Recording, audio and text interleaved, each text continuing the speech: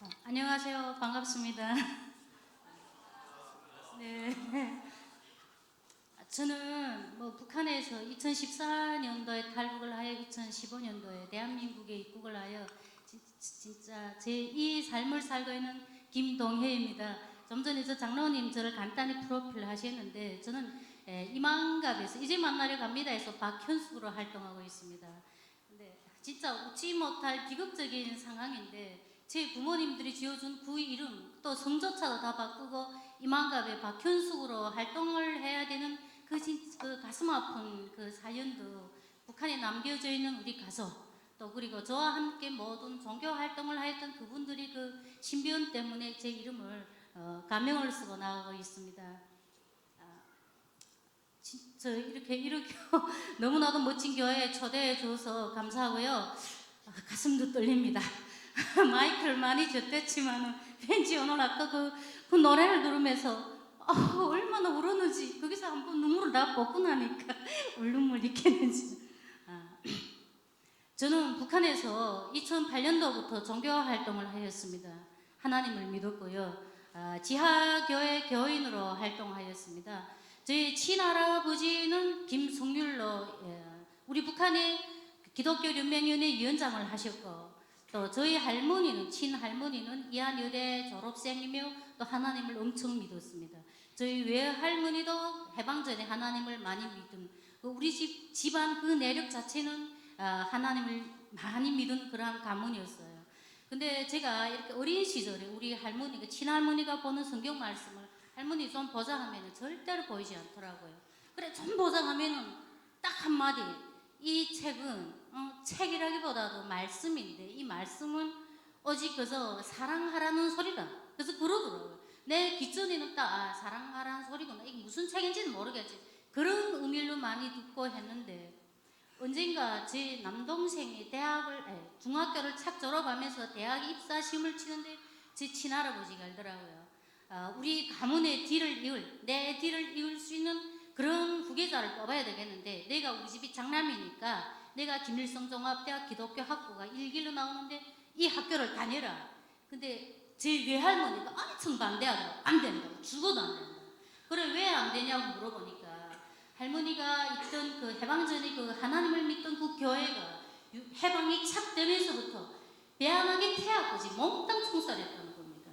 할머니는 그때 당시 시집을 출가를 멀리 훌쩍 가다 보니까 구사일생으로 살아남았고 그래서 하는 소리가 지금은 우리가 보여주기식 하나님을 믿는 거지 실질 하나님 믿는 게 아니니까 어느 순간에 너 이제 자아를 죽일 수 있다.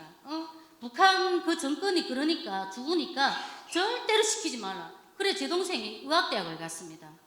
그래 우리는 그래서 까맣게 잊고 있었는데 제가 98년도에 우연중에 밤 11시 만에 제주국동방송을 들었거든요. 근데 제주국동방송을 처음 딱 들었는데 남자 아나운서가 인생은 빈손으로 왔다 빈손으로 간다 이런 시구를 쫙 웃는데 그 시구가 내 가슴 딱 와서 얹히더라고요. 그래 하루 종일 생각해봤습니다. 그 다음날에 그 시 진짜 멋있네. 왜 북한에는 이런 시가 없을까? 정말 우리가 어머니 뱃속에서 태어날 때는 빈손으로 왔고 또 죽을 때도 빈손으로 가는데 이렇게 살아있는 그 동안에 왜 이자지도 사느라고 서로 가라 정말 시기 질투하고 방목하고 그 삶의 투쟁을 이렇게 격렬하게 벌려야 될 것인가 하고 생각을 해봤는데 정말 저는 다 답을 찾지 못했습니다.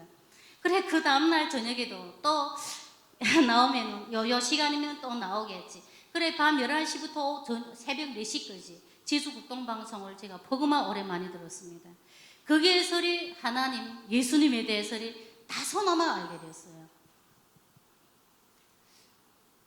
그런데 처녀 시절이었으니까 제가 이게 한국의 남자들이 멋있다? 그 웅그런 목소리 그리고 또 한국의 여자들은 어떻게 생겼을까 하는 그런 또 그 아련한 그런 생각을 가지고 제가 많이 들은 것 같아요.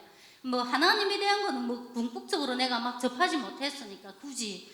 그런데 여자 아나운서는 그 목소리가 얼마나 그 양간하고 한지 심장을 살살 녹이더라고요. 그래 우리 북한에서 진짜 적화통일 한국에는 여자들이 사람이 심장을 녹여서 어쩌고저쩌고 이게 진짜 맞네 하면서도 그 하나님 말씀이 꼭꼭 내 말 속에 그 시편 그 시편에 뭐 무슨 하나님은 너희 목자이시니 무슨 부족함이 없으리라.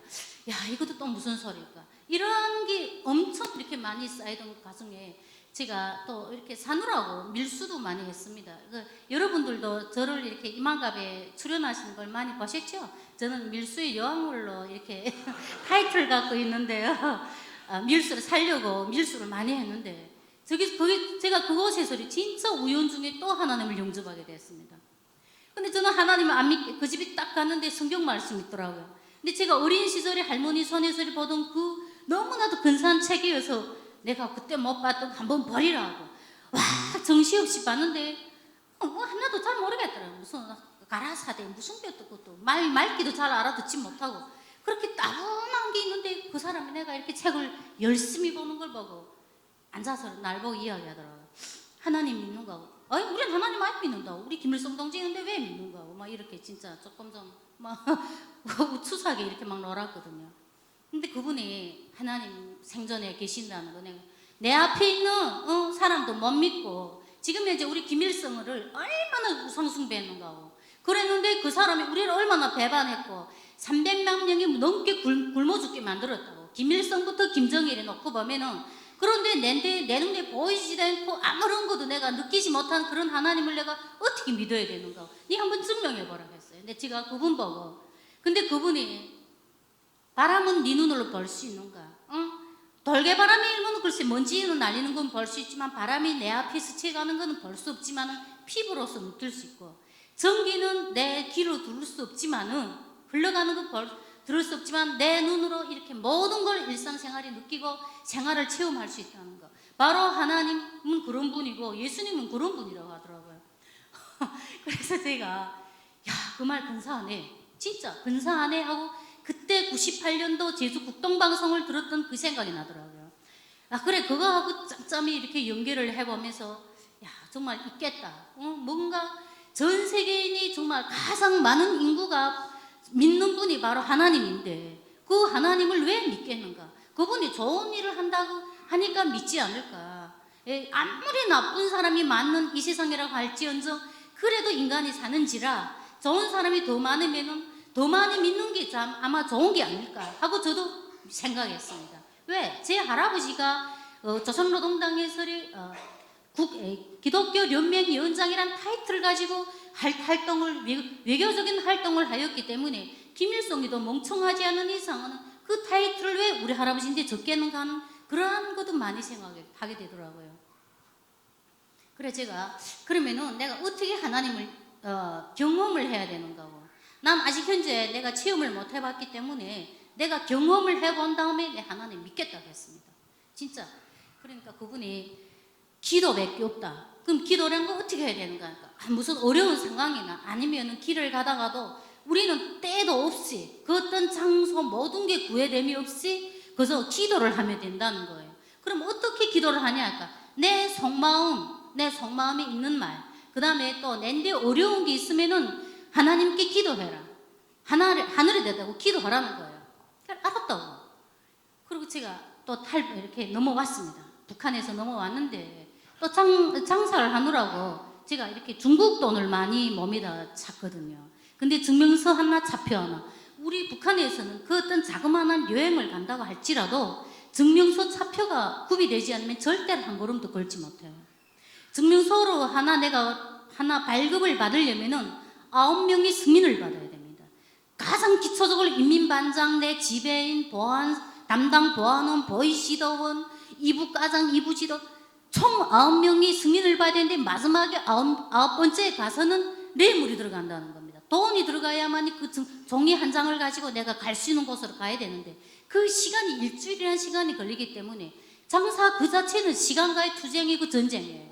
그러니까 이게 안 되겠다 하고 그래서 일단 몸에다 돈 차고 무다임 없이 차에 올랐는데 그날에 정말 이렇게 보았는데 우리 여기를 말하면 경찰이에요. 그 열차 경찰들이 막 앞뒤로 조이며 오는 거예요.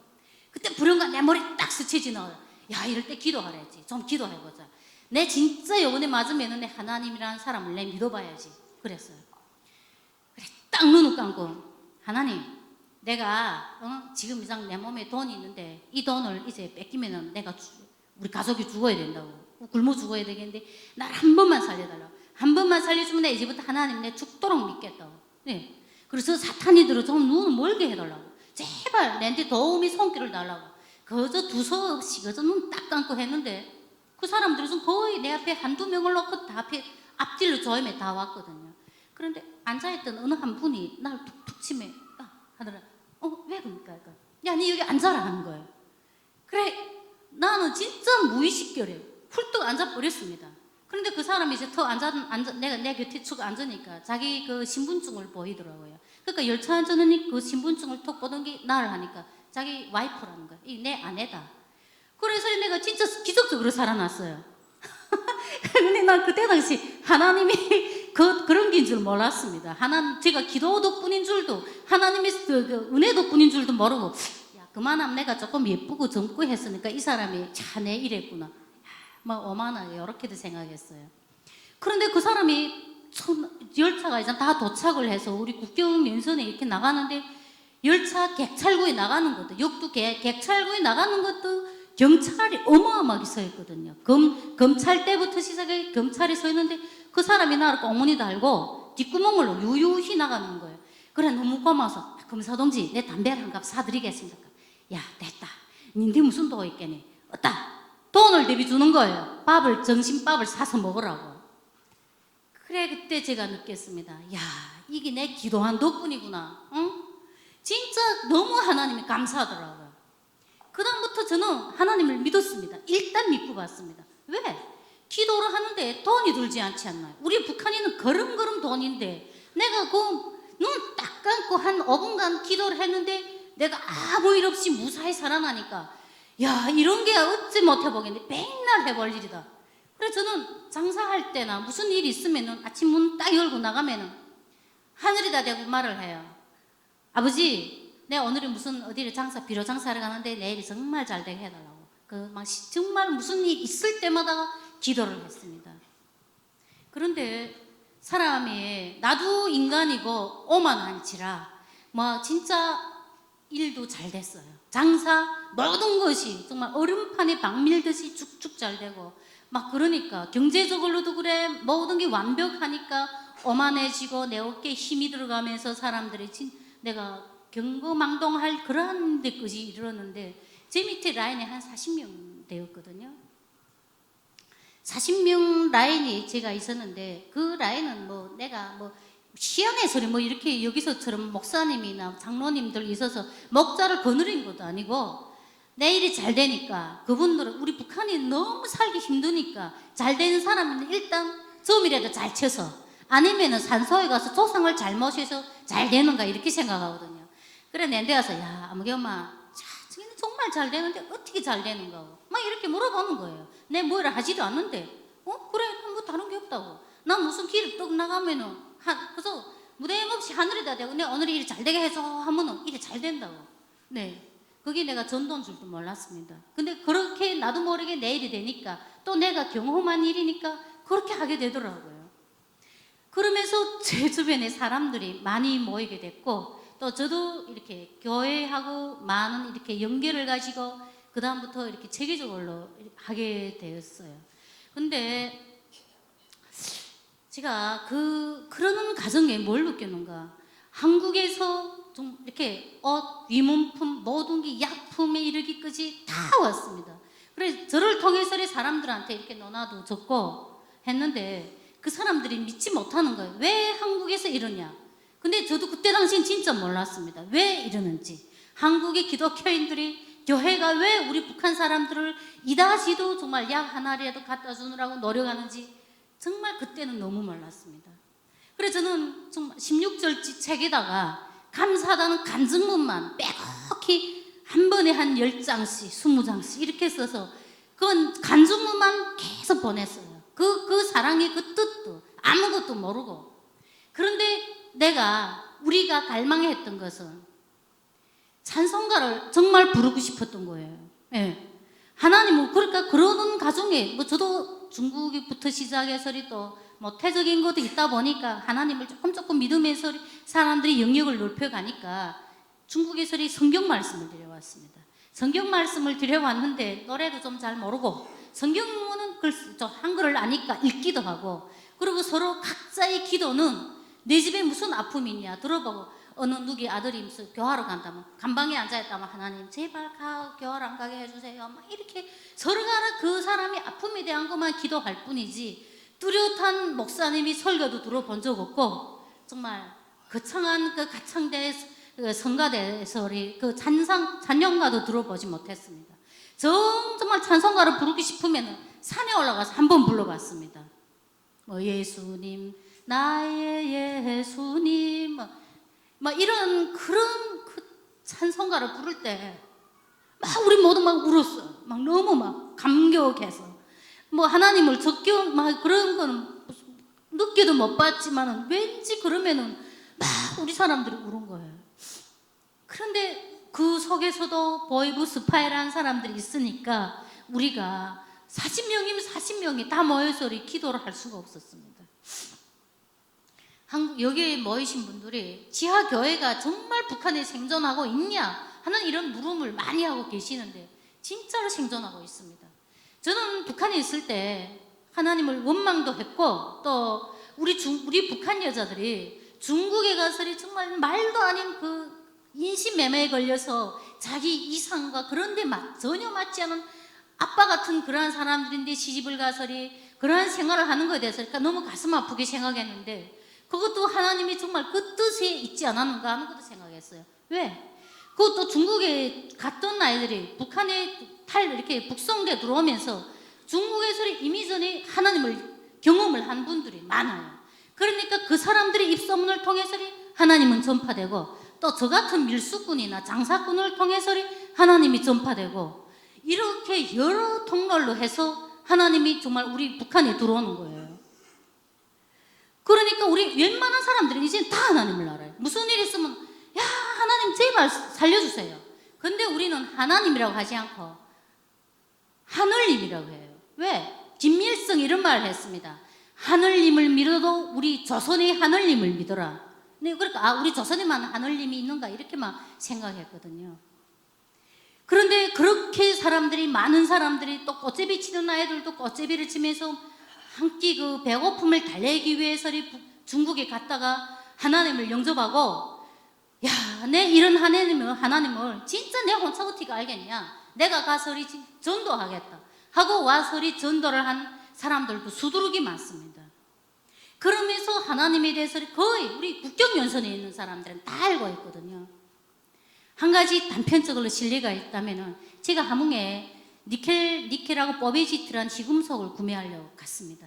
근데 함흥 과학원이라면은 가장 우리 북한의 그 과학 연구가 제일 그 완벽한 그러한 과학자들이 모여있는 그룹이 연구소가 있는데, 그게 바로 이승기 박사가 있는 연구소예요.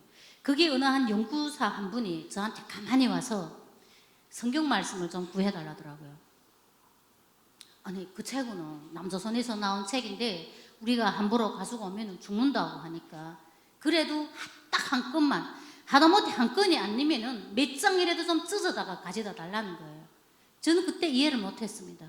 그런데 제가 2달 있다가 다시 가니까 그분이 나한테 말을 하는 게, 제가 그 책을 구했다더라고요.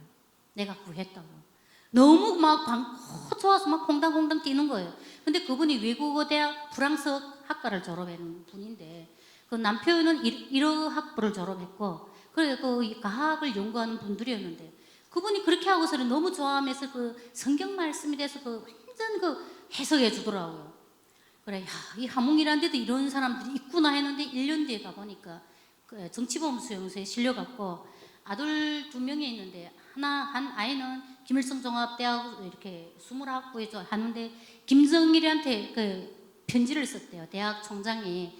이 아이는 너무 머리가 총명해서 조금 살려주면 안 되겠는가, 우리 조국의 과학에 큰 기여를 할 학생이라. 근데 김정일이 이랬답니다. 당을 배반한 자는 그가 누구든지 간에 필요 없습니다.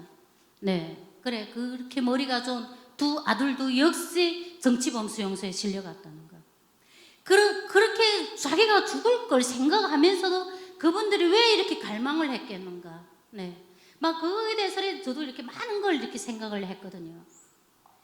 그러다가 제가 40명이라 해도 10명 아니면 5명, 2명씩 서로 이렇게 가까운 사람들끼리 절을 모았습니다. 그래 절을 모아가지고 막 우리는 이렇게 예배당이란 것도 없고 지하 교회라면은 뭐 지하에서 하는가 생각하는데 그거는 절대로 아니고요. 절대로 아니고 산이나 아니면은 그 어떤 공공장소인데 조용한 곳에 가서 낮 시간에 그래서 서로가라 우리가 이야기하는 그 서로 소통하는 그러한 형식으로 하거든요. 또 낮 시간에 너무 많은 사람들이 몰리면은 자기들이 저 시간에 너무 뭐 모여서 하는가 이러한 또 그런 걸 위협도 받기 때문에 그렇게 몇 명씩 소그룹을 해서 했는데 한 사람이 보이부에 붙잡혀서 밀고를 했습니다. 예, 불었습니다. 뭐랄까 고문을 당하는 과정에 너무 힘드니까 저를 분 거예요. 그래서 제가 2012년도 4월 달에 2013년도 4월 달에 체포돼서 12년도 4월 달이겠구나. 체포돼서 6개월 동안 더보이부에서 감방 생활을 했는데 독방에 있었습니다. 독방에. 진짜 지하 독방에 있으면서 제가 출근하는 로상에 붙잡혔는데 그 독방 생활을 하면서 제일 먼저 떠오르는 게 하나님이 떠오르더라고요. 왜? 딱 실려가는데 나를 좀 제발 살려달라고. 내가 진짜 오만하게 살았는데 나를 이제 두 번 다시 살려주면은 돈도 하나도 필요 없다고. 내 명예 하나 필요 없다고. 재물 필요 없다. 그래서 나를 딱 살려만 주면은 내 이제부터 더 열심히 하나님 믿겠다고. 나를 제발 살려달라고. 막 아버지라고. 그때 막 아버지하고 나가더라고요. 아버지 나를 살려주세요. 그리고 족쇄를 푸는 것과 동시에 마지막으로 내가 할 말 없냐 밖에서 더보이부 부장하고 이야기를 하면서 저는 할 말 없다 하고 하늘만 쳐다봤습니다. 하늘 쳐다보면서 내 속으로 아버지는 나를 살려줄 것이다. 오직 난 아버지만 믿겠다 하고 지하 감방에 들어가는데 그 어려움이란 건 어떻게 이 자리에서 제가 짧은 순간에 다 말을 할 수가 없어요. 무릎에 오승호 각자를 끼우고 한 50cm 되는 걸 무릎에다 끼우고 아침 6시부터 저녁 11시까지 아침 식사 시간 30분, 점심 식사 시간 30분, 저녁에 30분 운동 시간도 없고 무릎을 딱 꿇히고 팔을 이렇게 하고 머리는 아래로 숙이고 그렇게 하고 제가 40일 동안 있었습니다. 네. 마지막에 살점이 다 떨어져 나가더라고요. 근데 그거보다도 가장 참기 힘든 것은 아픔도 모든 걸 참을 수 있지만 그보다 참을 수 없는 것은 외로움과 함께 그 강박감, 그 정신적인 강박감이었던 것 같아요. 저녁 시간에도 정말 시떡 같은 불이 하나 흔들흔들 하는데 개원이 딱 내 앞에 혼자 촛대처럼 앉아있습니다. 움직이지도 않고 내가 조금만 막 너무 힘들어 움직이려고 하면 가차없이 제게요. 내가 일어나면 운동이 된다고. 운동도 못하고 일어나지도 않게 그 자리에서 막 때리는 거예요. 그리고 저녁 시간에는 너무 춥고 배가 고프고 다리를 구부리고 자야 되는데 구부릴 수도 없는 거예요. 이 살점이 다 떨어져 나와서 구부릴 수도 없는 상태에서 막 지 울음소리조차도 막 그립더라고요. 지 새끼 우는 제가 한 20일을 지났는데 지가 짹짹 우는 소리가 들렸는데 그 울음소리가 얼마나 좋던지 진짜 베토벤 교향곡은 아무것도 아니더라고요. 근데 제가 거기서 경험한 게 정말 저는 보이부에 실려갈 때 내가 어디 가는지도 우리 가족도 몰랐습니다. 그 누구도 몰랐고 제가 제 딸 보고 야 엄마가 이젠 때가 온 것 같다. 그러니까 네 엄마를 믿어라. 응? 엄마는 꼭 살아서 돌아오겠으니까 꿋꿋이 믿고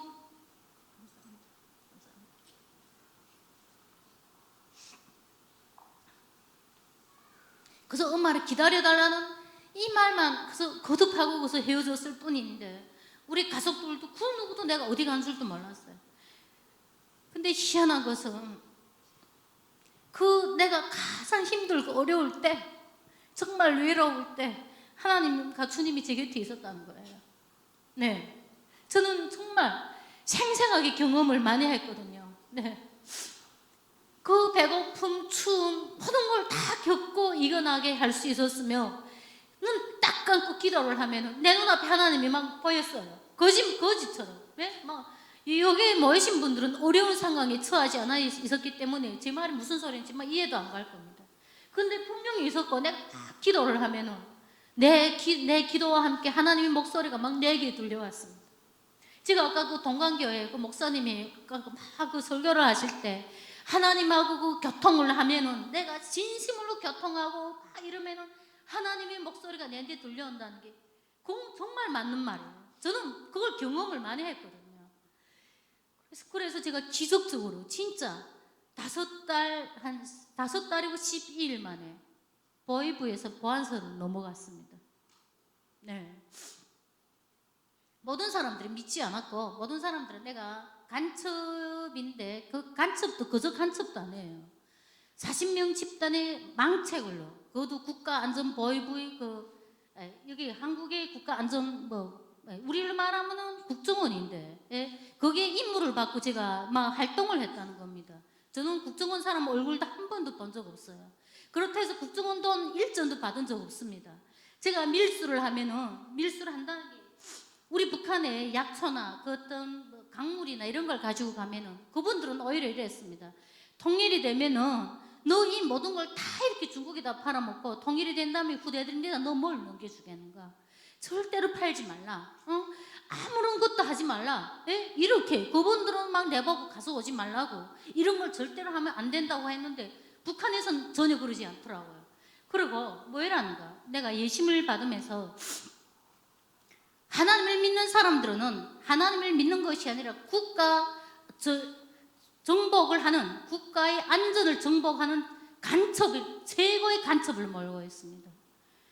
그러니까 이 자리에 모이신 모든 분들은 다 일단 간첩들인 거예요. 네, 국가 정복을 위한 음모죄에서도 가장 반란이 큰 음모죄일 죄인인 겁니다. 근데 쟤하고 이렇게 연결되어 있는 그 중국의 어느 한 분이 같이 체포됐는데 그분도 이렇게 중국에서 장춘에서 국가보위부의 국가보위부에서 와서 붙잡아 체포해 갔거든요. 근데 그분이 당당하게 이야기하더라고요. 김일성의 어머니 강반석은 하나님을 믿었으며 그 강반석의 할아버지, 아버지 모든 사람들은 다 장로며 집사며 하는데 또 김형직이도 평양 숭실학교에서 선교사님들 미국 선교사들이 지은 학교에서 그 공부를 했고 의학을 졸업해가지고 좋은 일을 했는데 김부자가 믿는 하나님을 왜 믿지 말아야 되냐 그분이 그러더라고요. 저는 아까치 대저 예심을 받으면서 그런데 그들이 하는 말이 야 김일성이만 믿게 된 하나님이지 너 믿으란 하나님은 절대로 아니다. 그리고 우리 북한의 하나님은 오직 김부자만 있지 그 외 하나님은 일체 없다. 네. 하나님을 믿으면은 김부자를 일단 믿지 않습니다. 한국에 이렇게 성경 말씀의 10계명이 우리 북한의 10대 원칙입니다. 당무원과 근로자, 청소년 학생들이 갖춰야 될 가장 기초적인 10대 원칙이 우리 10계명 안하게 있는 걸 김일성, 김정일, 당물 딱딱 이름만 못 따서 한 거지 그 이상 그 이하도 아니거든요. 그런데 하나님을 믿는 사람들 일단 그걸 알면은 김부자를 믿지 않기 때문에 김부자를 믿지 않으면 우리 북한이 전체가 흔들리기 때문에 그들이 정말 가장 무서워하고 두려워하는 겁니다. 네. 그래서 제가 어떻게 살아나는가? 저는 베드로처럼 하나님을 배반했습니다. 주님도 배반했고 다르게는 배반한 나는 하나님 믿지 않는다고. 내가 왜 믿는가 하고 살기 힘들어서 중국에 내 밀수하려 장사하려 갔을 뿐이지 그걸 가지고 날 하나님 믿는다면 안 되고 그리고 40년 넘게 주체 사상을 배워오고 정말 10대 원칙에 맞게 내가 살아온 그 시간이 얼만데 내가 밀수라서 중국에 간 시간과 북한에서 내가 살아온 그 체제에서 살아온 그 시간하고 되면은 택도 안 된다. 난 오직 김일성 동지와 김정일 장군님만 믿고 이때까지 충성을 다하며 살아왔다. 변함없이 앞으로도 살 기라고 막 이렇게 부인을 했거든요.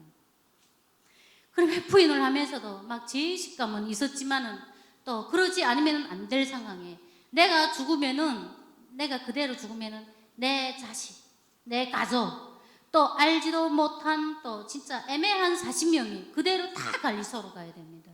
근데 그 40명만 그치는 것이 아니라 그 40명이 가족까지도 그 끝도 없이 사돈의 8천까지 다 가야 되니까 진짜 너무 힘들더라고요. 막 죽고 싶을 때 어떤 쪽에 너무 힘들어서 해를 끈을 까고도 가고 했댔습니다. 내가 해를 끊자.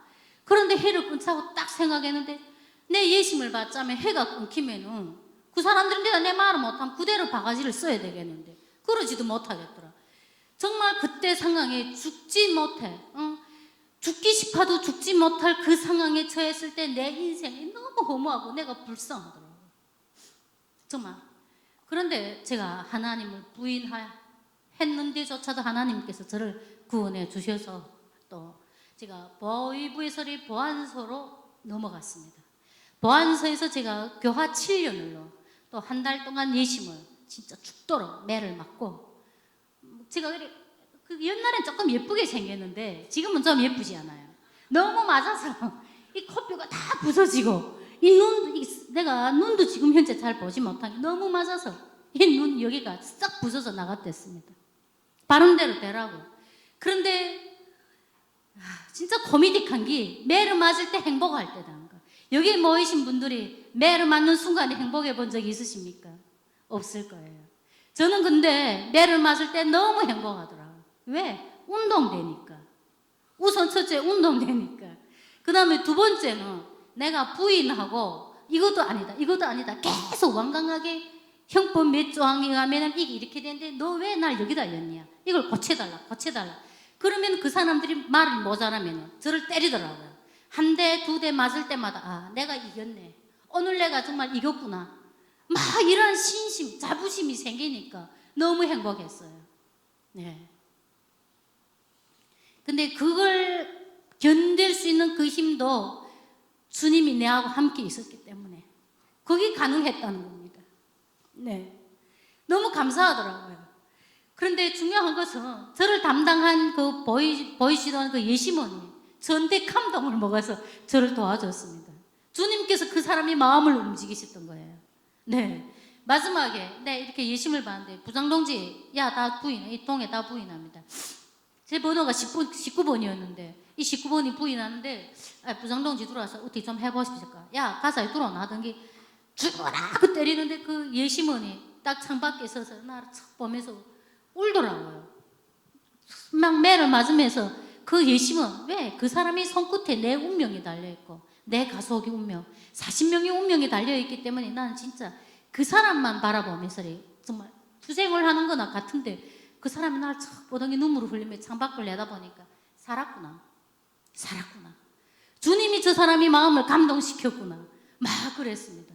그래서 뭐 기적적으로 살아서 또 교화 7년으로 되는데도 그 나를 또 예심 담당한 분이 또 마음의 감동을 먹어서 제가 단련대 6개월로 나왔습니다.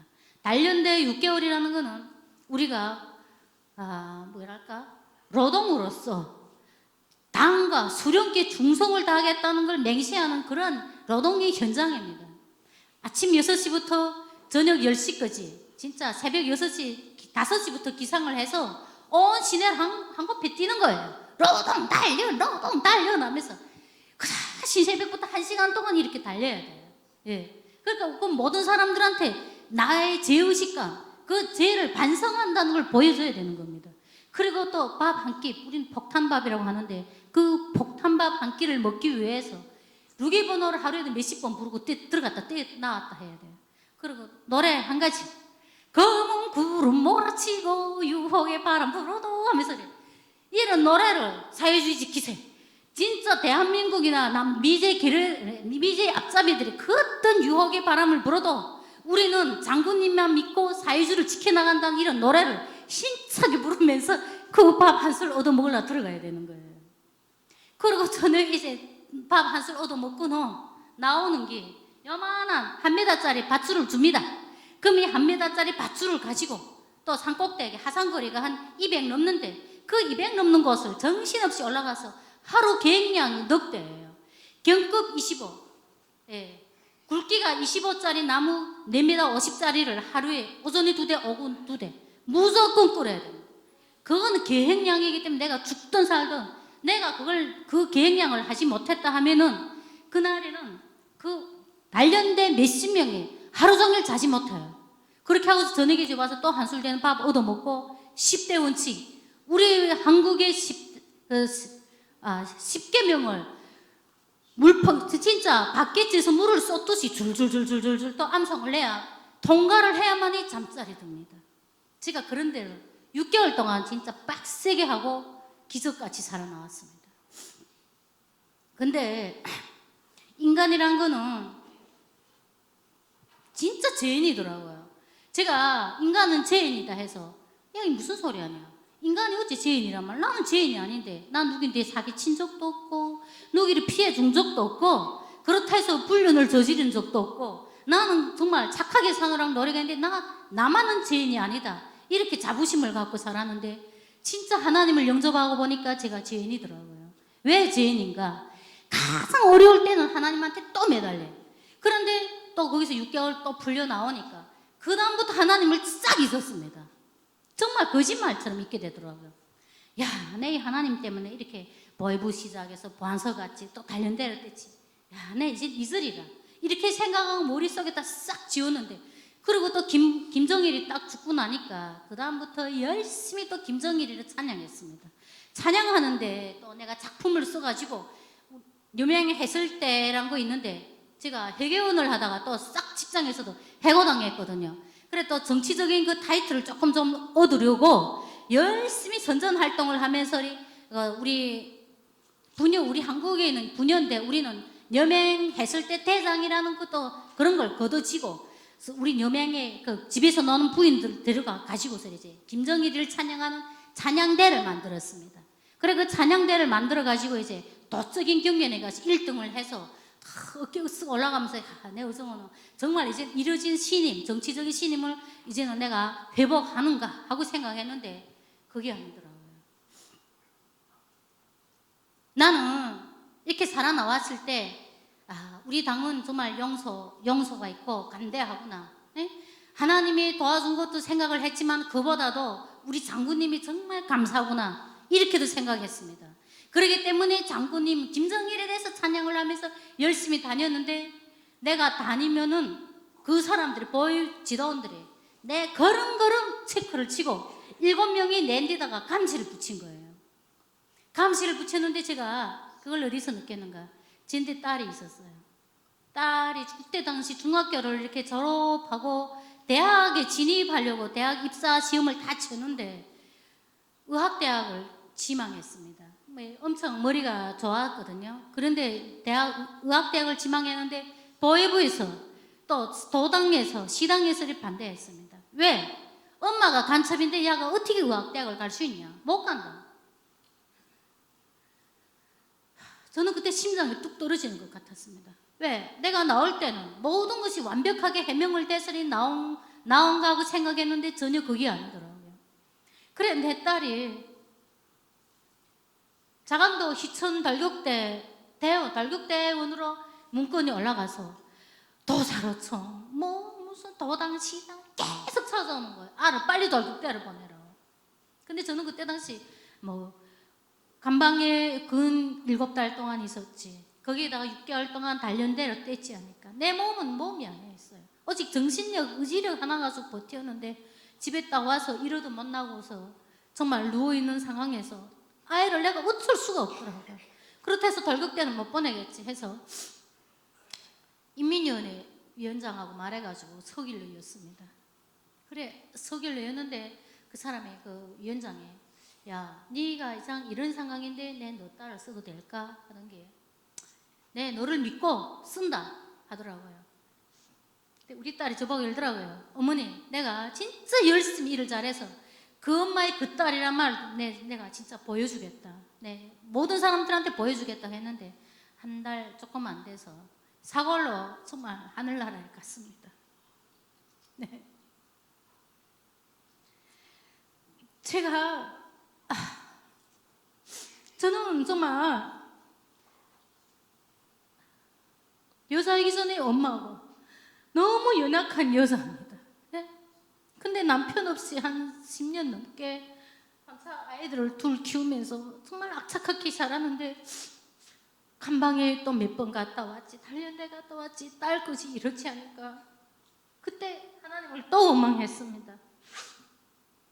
다른 사람들한테는 아무런 어려움과 고통을 주지 않는데 하나님은 왜 나한테다 이렇게 아픈 고통만 주는가 하고, 내가 뭘 잘못해서. 이젠 하나님은 믿지 않겠다고 했습니다. 내가 죽어도 하나님 안 믿겠다고. 다시 내 찾아오지도 말라고. 마음속에도 내가 싹 지워버리겠다고. 밤마다 나가서 울면서 내가 안 믿겠다고 했어요. 근데 한날 저녁에 새벽이 됐는데 누군가 나를 막 부르더라고요. 제가 막 그날 너무 잠도 안 오고 하니까 죽겠다고, 그때 당시 제가 약을 먹었거든요.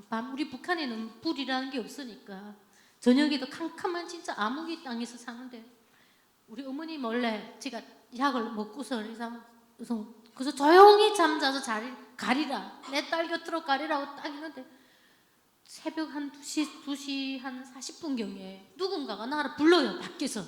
그래 제가 벌떡 일어나서 뛰어나갔습니다. 정신없이 뛰어나갔어요. 거짓말처럼 뛰어나가서 야, 이제 누구 나를 불렀는데. 그런데 나도 모르게 하늘을 딱 쳐다봤는데 별이 탁 비치는데 그때 제가 기도가 나갔습니다. 네, 제가 그때 기도 나갔습니다. 하나님 용서해달라고. 내가 하나님이 정말 나를 살려주고 내 가족을 정말 이렇게 무사히 살려줬는데 또 그동안에 나와서 하나님을 믿고 주님을 배반하고 이렇게 내 자신이 정말 그 어떤 다른 사람을 우상 숭배하면서 이렇게 살았는데 나한테 벌을 주지 왜 내 딸을 데려가는가 하고, 내가 이제는 죽지도 않을 것이고 내 아들을 위해서, 남아있는 내 자식을 위해서, 내 아들이 이제 하나님이 쓰임이 돼서 주님이 일을 할 수 있게끔 하기 위해서 내가 열심히 살 수 있게끔 도와달라고. 네, 그만 기도를 했어요. 진짜 한 몇 시간 동안 제가 막 울며 불며 기도한 것 같아요. 그래 다시 그래서 내가 살아야 되겠구나 하고 일어나서 정말 살았는데 저희 집은 괜찮게 장사도 했고 부모님들이 직업도 있고 하니까 잘 살았으니까 굳이 저는 한국에 올 생각은 안 했습니다. 왜? 아무리 좋은 곳, 좋은 곳이라도 내가 내 집에는 편하지, 못 먹고 죽을 먹어도 내 집이 편하지 남의 집에 있는 건 불편하거든요. 그러니까 나는 한국도 남의 집이다 하는 이러한 생각, 그리고 내가 왜 겹방살이 해야 되는가, 내 집에서 그래 못 먹어도 그래서 2발 쭉 펴고 자야지 하고 생각했는데 우리 딸이 주황당에서, 평양의 주황당에서 내려와서 애국 열사증이라는 걸 수여해 주겠다더라고요. 애국 열사증이라면은 한국에서는 그건 뭐란가? 그런 걸 하여튼간 수여해 주겠다고. 그래 그 딸이 죽음인 것도 진짜 너무 안타깝게 그랬는데도 그걸 주겠다니 또 감사하더라고요. 네, 무슨 소리는. 그래, 아우 고맙습니다, 감사합니다. 그래서 국가장례도 요란하게 하고 했는데 몇 달 지나서 이제 왜 아직도 열사증을 수여해 주지 않는 거고, 남아있는 남동생인데다 줘야 될 게 아닌가, 빨리 달라니까 뭘 하는 거야. 또 역시 엄마가 그러한 누명인 것이 아니라 그러한 사건이 있었는데 수여해 줄 수 없으니까 중국 돈을 5,000원 내놓으라는 거예요.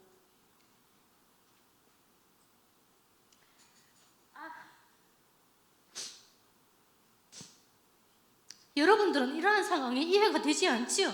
저는 세월호 사건을 보면서 놀랐습니다. 네, 자기 자식들이 수학여행을 가서 걸다가 잘못됐는데 국가에서 모든 걸 해주고 매일 나가 데모를 하고 어쩌고저쩌고 하는 거 보고서 저는 깜짝 놀랐습니다.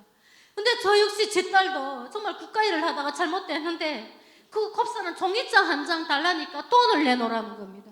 그 돈 왜 내놓으라고 하니까 김정일이 죽었는데 김정일이 태양상을 짓는데 내 돈으로 가지고 기여를 하면은 야 엄마가 이 돈을 기여했다는 걸 해가지고 거기 명목하에 애국 열사증을 수여해 주겠다는 겁니다. 여러분, 정상인으로서는 진짜 이해가 되지 않지요? 네, 저도 이해가 안 되더라고요.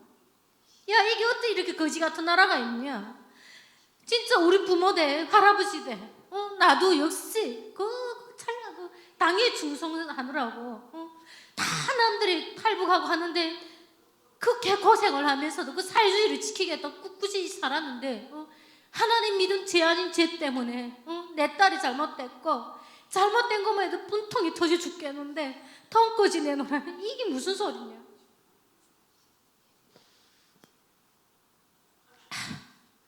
그 다음에 제가 탈북을 결심했습니다. 진짜 내가 가야 되겠구나. 내가 가지 않으면은 안 되겠구나. 내가 살아서 진짜 내 온몸이 찢겨 내 가루되는 한이 있더라도 기어이 살아서 나 가리라. 내가 살아서 가는 것이 내 아들을 정말 장래 발전을 위해서는 옳은 선택이고 또 다문 얼마라도 내가 기여를 한다면은 북한의 실상에 대해서 내가 진짜 알리는 그러한 내 역할을 하리라고 생각했습니다. 그래서 제가 탈북을 결심하고 정말 한국행을 했는데 한국에 오리라고는 저는 정말 못했어요. 그래서 일본이나 그떤 다른 제3국가에 나가서 살리라고 생각했는데 우연중에 이렇게 한국 왔습니다. 제가 압록강을 건널 때도 4시간 40분 동안 물속에 있었어요. 4시간 40분 동안. 맨몸에 가장 물이 많을 때, 장마철 물이 많아야만이 그 연선에 복잡하지 않거든요. 그리고 내가 암만 밀수를 해서 국경 경비대를 잘 안다고 해도 그 사람들이 일단 내 사건을 다 알기 때문에 전국이 다 알았기 때문에 내가 사건이 그래 터졌는데 내가 중국 가겠다면 누구도 안 보내요. 또 어느 그 사람 중에 누가 보이브다가 밀고 할지 몰라요. 그래서 제가 진짜 조용히 3일 동안 산속에서 숨어서 은밀하게 탈북을 했습니다. 압록강에 딱 들어섰는데 첫 순간에 발을 엿는 순간에 물이 이만큼 올라오더라고요. 이만큼 올라와서 훅 하는 순간에 내가 다시 나가야지 했는데 나갈 수도 없이 뒤로 돌아다 보지도 못한 사이에 한 몇십 미터 쭉 아래로 내려갔어요.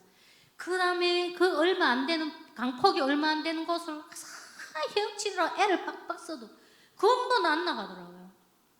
근데 그때 제가 하나님 나를 제발 살려달라고, 내 딸도 살려달라고 그랬는데 강 한복판에 바위가 이만하게 하나 있더라고요. 거기 푹 엎어졌다가 또 다시 그걸 건너야 되니까 한 힘을 합쳐가지고 추수레설이 가누라 하는데 4시간 넘게 물속에 물 소환하게도 제가 7-8번 들어갔다나 저는 죽을 기운도 없었어요.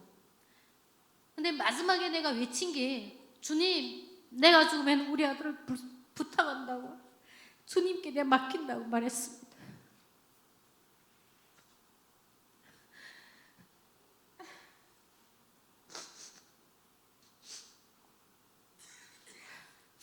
근데 이상한 거는 정말 제 아들이 제 엄마한테 있었는데 그 상황이면 당연히 엄마 우리 율성이를 엄마한테 맡기요 하고 외쳐야 되는데 주님 내 아들 율성이를 주님한테 부탁합니다. 내 맡깁니다 했어요. 그리고 한 25분 좀 지났는가 물살에 나는 아무런 힘이 없었어요. 가만히 있는데 물살에 저절로 중국 대안이 붙었습니다. 정말 기적같이. 그래 물살에 붙었어도 정신이 하나도 없었어요. 정말 무슨 정신이 나는 어디를 어떻게 가는 줄도 모르고 정말 웃지 못할 일인데 몸에 걸친 것은 아무것도 없었답니다. 네. 그리고 배낭 하나에다 제가 페트병 몸에다 지었고 플라스틱 빵깡을 배낭에다 매서 구명대 역할을 하느라고 넘었는데 그 배낭이 다 찢어서 너덜너덜한 그 배낭 하나 어깨에 덜썩매하식 아무것도 없는 상태에서 그 혼미한 상태에서 불 밝은 중국 그 대도로에 들어섰습니다. 들어서서 저는 팍 쓰러졌는데 지나가던 오토바이가 저를 구원해 준 거예요. 저는 정신이 없는데 그 사람이 보니까 한 여자가 진짜 실신 상태에 있는데 다 아래 싹 뺏겨진 상태에 쓰러져 있으니까 그 사람이 자기 옷 입혀서 오토바이에다 태워서 장배 현이 끝인 들어가지 못하고 자그마한 그한 농촌 마을에다가 저를 친구네 집에다 였는데 그 친구네 집 역시 자체가 그 장배 조선 집사님이었어요. 예, 조선 집사님이었고 저를 오토바이에다가 태워서 데려온 분도 집사님이더라고요. 네. 제가 또 막 정말 살아나리라고는 꿈에도 생각 못했고, 그분도 다음날 아침에 그 집에 와서 제가 뭐 실신 상태 아무것도 모르니까 눕혀 놓고 다음날 아침에 와서 저보 환소리가 생각이 나는가 고 아무 생각도 안 난다니까. 자, 자매님이 이렇게 돼서 이렇게 됐다고 쭉 이야기하더라고요. 근데 자기가 오토바이를 타고 지나갈 때 그 차가, 그 꽁안이 차가 이렇게 북한 여자 3명을 잡아 싣고 중국 조선족 사람이 그 브로커라는 사람을 싣고 지나가는데, 너를 봤는데 왜 그 차가 너를 가만 놔두고 갔는지 이해가 안 된다는 거예요. 네, 이해가 안 된다고. 그게 바로 하나님이 기적인 것 같았어요. 하나님이 그들이 눈을 멀게 한 것 같고, 또 집사님이 어떻게 또 저를 봤는지, 네, 그것마저도 또 신기했고, 저는 그래 그 집에서 한 닷새 동안 있다가 장백에 그 너무나도 그 연선이니까 공안이 그 수색을 많이 해서 산속에 들어가서 한 40일 동안 있었습니다. 혼자 산속 생활을 하면서 그분들이 이따금씩 이렇게 있거나 식사를 가져다 주고 하면서도 제가 너무 가고 싶었어요. 북한으로 너무 가고 싶었고, 또 그게 또 하나님을 원망했습니다. 하나님은 왜 정말 우리 북한을 무슨 근 70년이란 역사가 있는데 왜 우리 이렇게 둘로 갈라놓고 이렇게 만드는가? 이해가 안 된다고. 다른 독일도 다 이제는 통일을 했고 그 어느 나라 다 통일했는데 왜 우리 남북한만을 이렇게 만들고, 왜 남조선은 잘 살게 만드는가고, 왜 우리 북조선은 잘 살게 만드는가고 너무 원망했습니다. 그런데 그러면서 제가 원망을 많이 했는데 한국을 딱 오면서 제가 기도한 게 있어요. 주님, 제가 한국에 가서 할 것이 있다면은 주님께서 기꺼이 전대다가 달라고, 그리고 왜 한국에 내가 와야 되는지, 또 우리 북한이 왜 이렇게 정말 살아야 되는지 하는 거 한국에 가서 답을 달라고.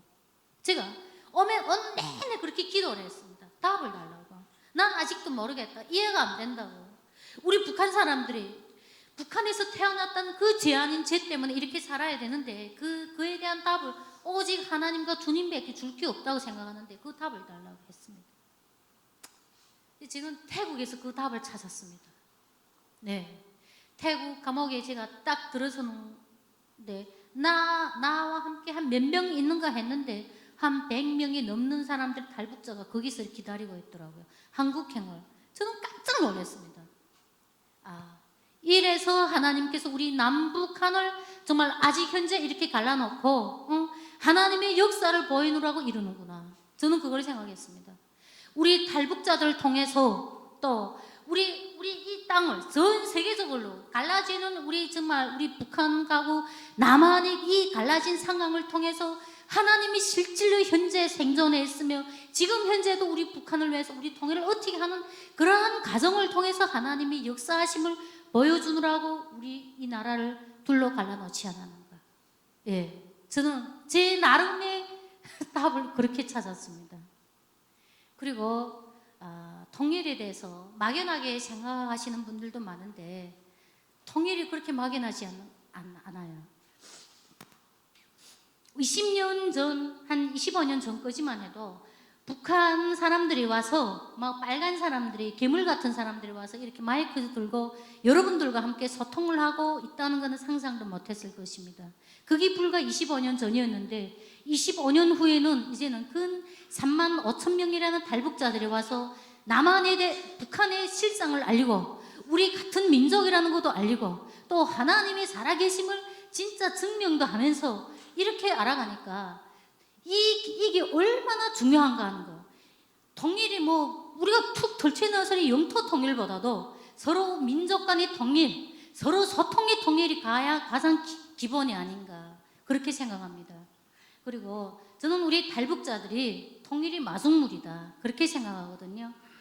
여러분들이 우리 통일이 딱 된다 하면은 진짜 무슨 근 70년 넘게 무슨 80년이라는 역사를 가진 같은 민족, 언어, 풍수 모든 게 같아도 70년이란 넘는 세월을 같이 지내지 못했기 때문에 그들이 무엇을 먹고 어떻게 살고 어떻게 뭐 어쩌는지 사상과 모든 이념이 다른데 우리가 어떻게 가서 이 사람들 해야 되는지 모르지만은 내 같은 사람이 만약 북한에 간다면은 통일대 간다면은 저는 제일 먼저 김일성이나 그 동상을 허물고 거기다 교회부터 지을 겁니다.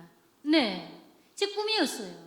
그리고 온천이나 그런 데가 휴양지를 해가지고 한국의 교인들을 모셔가지고 거기서 예배도 드리고 온천도 하면서 그러면은 여러분들이 가서 하나님 믿으시오 하기보다도 제가 가서 이 교회의 종을 두드리면서 하나님에 대해서 이야기하면은 모든 사람들이 다 올 겁니다. 북한 사람들. 또 하나님뿐이 아니에요. 일도 역시 마찬가지입니다. 우리 같은 사람들이 여기서 기술을 열심히 전수해가지고 또 북한에 가서 한국의 기술, 한국 기술자들과 함께 가서 한다면은 통일은 그게 바로 통일인 것이에요. 네. 저는 대한민국에 와서 가장 감사하게 생각하는 것이 우리 탈북자들을 받아주는 것에 대해서 감사하게 생각하고 또 하나님께 감사한 것은 우리 남조선을 잘 살게 하는 것, 잘 살게 했다는 것에 대단히 감사하게 생각합니다. 남조선, 아랫동네가 잘 살았기 때문에 우리가 이렇게 진짜 못 먹고 못 살고 했어도 와서 내가 살 집이 있고 내가 먹을 수 있는 먹거리가 있고 열심히 노력하고 살면은 살 보금자리가 있다는 것만이라도 하나님께 감사한 거예요. 왜? 한국에 이렇게 축복받은 땅을 주셨고 제일 이름 있고 제일 정말 멋지고 값비싼 땅에다가 교회를 세워주셨으니까 또 하나님의 이게 우리에 대한 축복이 아닐까. 네, 저는 그렇게 생각합니다. 우리 북한에 최근영안에 이런 말이 있어요. 70년대는 백두산줄기를 많이 원했습니다. 백두산줄기란 거는 김일성이와 함께 빨치산 투쟁을 했던 사람들 극소수의 사람들이고 그 다음에 70년대 후반부터 80년대에는 히로시마 줄기를 원했습니다. 그건 바로 제일 동포들이었습니다. 왜? 일본에서 살아서 자본주의 정말 문명한 데서 살다가 돈도 보내주고 하니까 그 사람들이 정말 히뜩거렸어요. 그런데 최근년간에는 무엇을요? 한라산 줄기를 원합니다. 네, 바로 우리 탈북자들입니다. 제가 우리 가문에 한 몇만 명 되는 가문에 제가 혼자 탈북을 했습니다. 근데 혼자 탈북을 해서 열심히 벌어서 내 가족한테 돈을 보내주면은 그 사람들이 제가 회계원을 했는데 한 달 월급이 4,000원입니다. 한 달 월급이 4,000원이면 한국 돈으로 20원입니다. 예. 우리 그러면 북한의 흰쌀 한 킬로가 7,800원인데 흰쌀 500g도 못 사는 거예요. 예, 한 달 월급이. 그런데 그 한 달 월급 4,000원도 받는가? 못 받습니다. 네, 마이너스 통장을 가지는 거예요. 빈 깍지, 8.15 건설 돌격대, 6.18 건설 돌격대, 4.25 무슨 군대 지원, 무슨 게 나가고 나면 다 떼고 나면 빈 깍지, 그나마도 돈을 더 내야 되는 상황이니까 열심히 나가 사회주의 건설을 하면서도 내절로 알아 경제를 차려야 되는 거예요. 네, 당에 충실하면서. 그런데 한국에 와서 가족 한 명의 돈을 딱 보내면은 한국 돈 100만 원이면은 우리 중국에서 돈을 바꿔서 내보내는데 뗄 거 다 떼고 가족 돈 손에 중국 돈 4,500위안이 가거든요. 4,500위안이면은 흰쌀 한 지대에 25kg짜리 한 지대 120원입니다. 120원이면은 흰쌀 25kg를 사는데 그 사람들이 4,500위안이면은 1년을 내 식구가 살 수가 있는 거예요. 그러니까 왜 어깨에 힘이 들어가지 않겠습니까? 진짜 어깨에 힘이 들어가는 겁니다. 저는 여러분들이 통일에 대해서 거창하게도 생각하지 마시고 우리가 어떻게 북한 도와줄까? 물론 감사하고 진짜 감사한 생각입니다. 그러나 내 곁에 있는 탈북자들과의 통일이 기본 통일이라고 생각합니다. 그들이 여기인데 모이신 분들이 사업하시는 분들도 많고 또 이리저리 모든 여러 분야에서 일하시는 분들이 있는데 주변에 탈북자들이 계신다면은 그분들한테 좋은 일자리를 제공해 주시고 따뜻한 마음으로 손 한번 잡아주시면은 그것이 바로 통일이라고 저는 생각합니다. 네.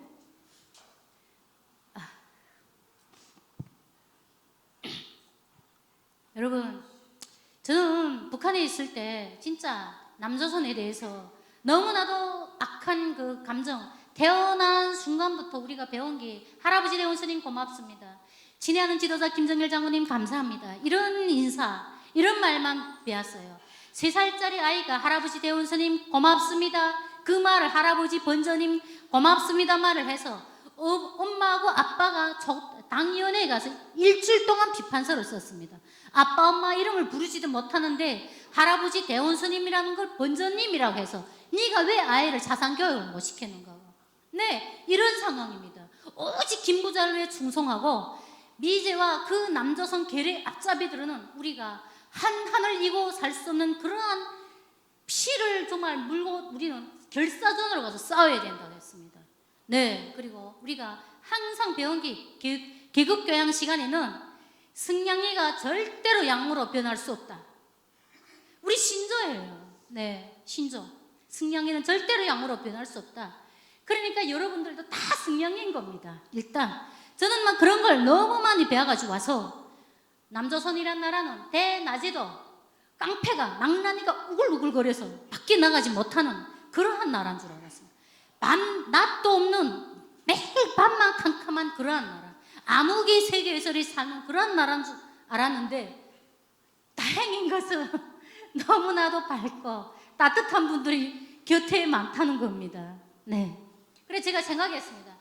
이 자본주의 사회에서 태어난 순간부터 자본주의에서 태어난 사람들이 왜 이렇게 따뜻하고 왜 이렇게 베풀며 항상 감사하게 살까?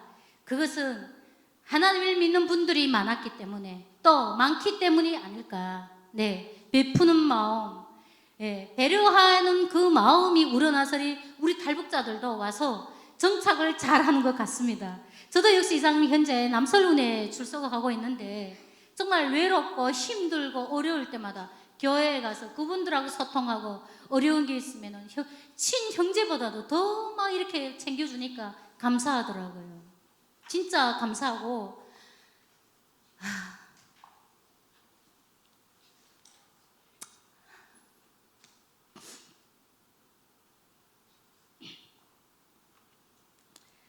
여러분, 그리고 아까 제가 좀 전에 이렇게 간단히 이야기했지만 한국에서 보내주신 유문품 같은 거, 저는 약, 많은 걸 받아서 밀수 그 통로를 통해서 사람들한테다 보냈습니다. 줬습니다. 나눠줬고 지금 현재도 그 사업이 진행되고 있습니다. 그럼 어떻게 가는가? 가능합니다. 가고 있습니다.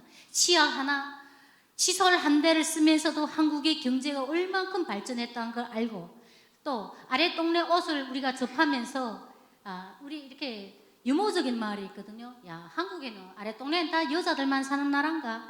예. 왜? 맨 여자 옷만 있기 때문입니다. 네. 덫에 보면은 맨 여자 옷인 거예요. 그러니까 야, 남자 사회는 맨 여자들만 사는 거, 남자가 없는가? 이러는 거예요. 그러니까 한국에 있는 여성분들 얼마나 행복합니까? 네. 막 진짜 참 너무 멋지고 너무 부러웠어요. 네. 그런데 막 결핵약 하나를 가지고도 결핵 앓는 사람들이 많거든요. 영양이 나쁘다 보니까 감사하게 받습니다. 그리고 입던 중고 받아도 야, 중고 옷이래. 옛날에는 좀 거부감을 가졌지만 지금은 안 그래요. 왜?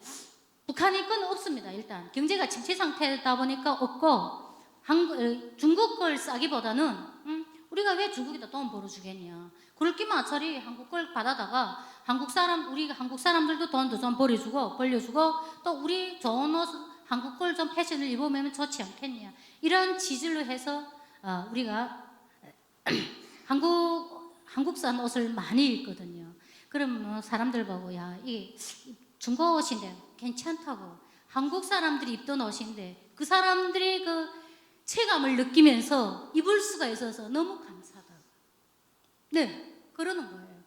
그리고 치약 같은 거도 우리가 북한의 치약 같은 거 그런 경공업이 엉망이다 보니까 치약도 엄청 없어요. 중국산을 쓰는데 치약은 어떻게 잘 나가는가?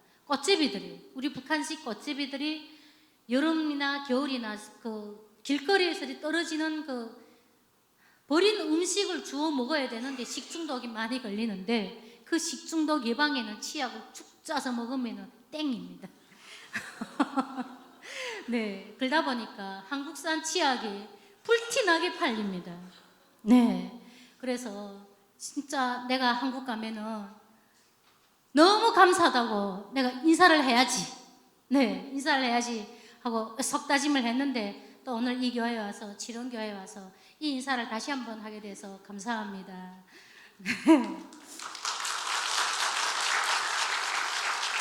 감사합니다. 그리고 제가 끝으로 한국에 와서 사랑이란 두 글자를 알았습니다.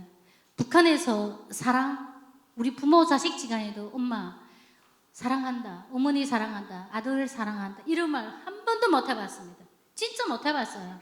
그래서 오직 조국에 대한 사랑, 당에 대한 충성심, 수령님에 대한 사랑, 그 김부자에 대한 사랑만 외쳤는데 한국에 오니까 자매님 사랑합니다. 사랑합니다. 저는 사랑합니다 하니까 제일 먼저 깜짝 놀랐습니다. 남자 집사님이 자매님 사랑합니다. 이게 뭐지? 네, 좀 막 이렇게 당혹스러웠거든요. 그런데 지금은 그 사랑의 의미와 그 사랑의 깊이, 넓이를 알게 됐습니다. 여러분, 사랑합니다.